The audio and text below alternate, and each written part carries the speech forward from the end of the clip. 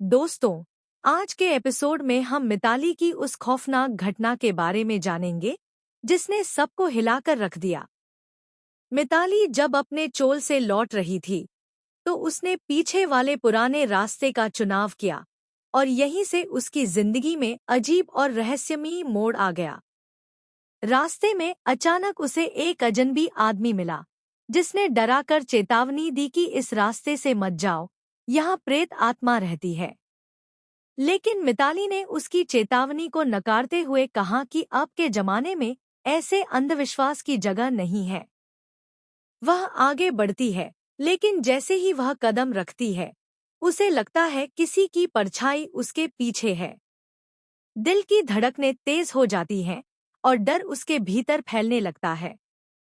उसने पीछे देखा, लेकिन वहां कोई नहीं था। यह दृश्य मिताली को पूरी तरह से आतंकित कर देता है।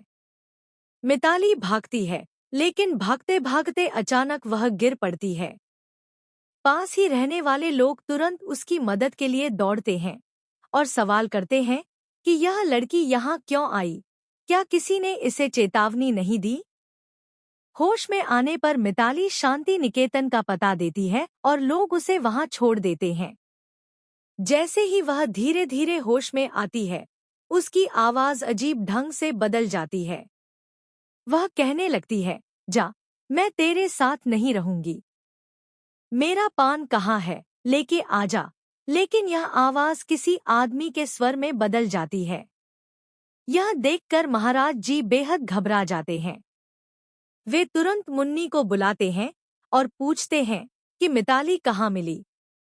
मुन्नी बताती है कि वही पुराने रास्ते पर जहां प्रेत आत्मा के होने की बात कही गई थी। महाराज जी तय कर लेते हैं कि मिताली के भीतर जरूर कोई प्रेत आत्मा प्रवेश कर गया है।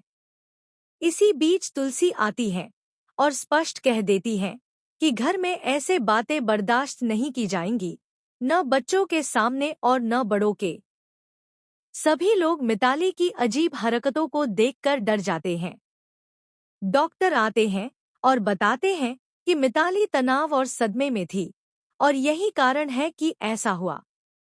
दवाइयों से उसकी हालत सुधर जाएगी, कोई डरने की बात नहीं है।